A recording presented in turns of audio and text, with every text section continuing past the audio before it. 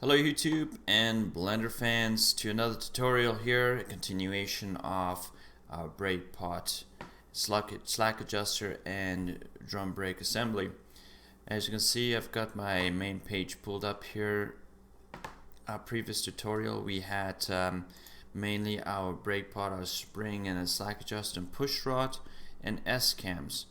And today what I've done is I've appended from a previous file the objects of the rest of the drum assembly, which are the brake pads over here, the brake lining, the rollers, and also the brake drum in the background there. So essentially today what we'll be doing here is we'll be making our brake pads move up and down, contract and expand, or in this case when you apply your brakes, your push rod pushes your slack adjuster, it rotates your S-cam rolls on your rollers, which pushes your brake lining up and your brake pad up and onto the brake drum interior there, the inside of the brake drum, and that's how you come to a stop. So let's go ahead and do that. Now simple here, all we'll do is apply the transformation constraint to our brake lining and brake pads. We'll start with the top one, the main or primary brake lining and brake pads. So we'll select this. I've made this all one object. As you can see, the rollers is part of the brake lining. I'm gonna just select the brake pads there as well. I'll do it actually the other way around. I'm going to select the brake pads, select the brake lining, and parent them. And there we go. Okay, we'll work on the top one here. We'll focus mainly on the top one.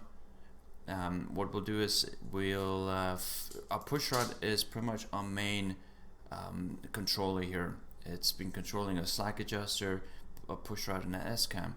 So we'll keep that as is.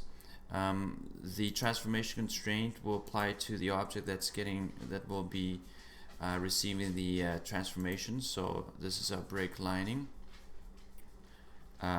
We want to rotate it on the y-axis upward. So let's see what happens. RY, and we want to rotate it in that direction. There's no need to apply a limit constraint on this one. The transformation rotation will determine the limit. It will suffice. Okay, so that's where we have this. Now if we look at the location for the brake lining, under here you'll see it's at minus 99.432, and then if you rotate it upwards, you're going to be rotating it slightly upwards just by about that bit. We'll get the exact reading. You'll notice that the difference is by 1 point some of a rotation, so very slight rotation. So let's start here. Our transformation constraint, we're going to select our push rod as the main controller there. The push rod's location on the x-axis will affect the rotation of the brake lining on the y-axis. It's a rotation. So the current location of our brake pot push rod on the x-axis is 9.025. Okay, so that's what we'll put in there, 9.025, and then the max reading for it will be, if we go GX, move it over like that, the max reading then is 11.572. So we'll go back here and put max at 11.572.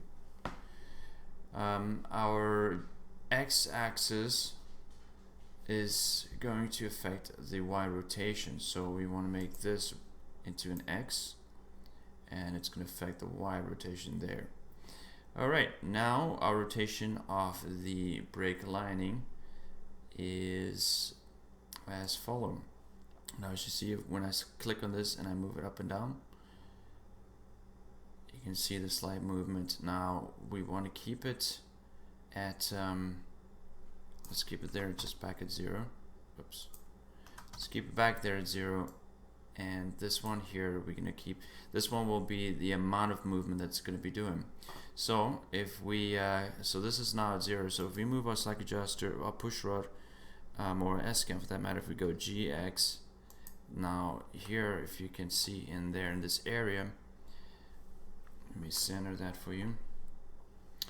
We want to rotate our brake lining higher up so that it touches the top surface of that S-cam. You don't want it to embed itself in there. So it's gonna move up by about what's happening here? Sorry, something's happening here. It's gonna move up by about, let's go a little lower. Okay, that seems like it's just touching, so by 1 degree movement. A 1 degree movement. That's all we're doing. Alright.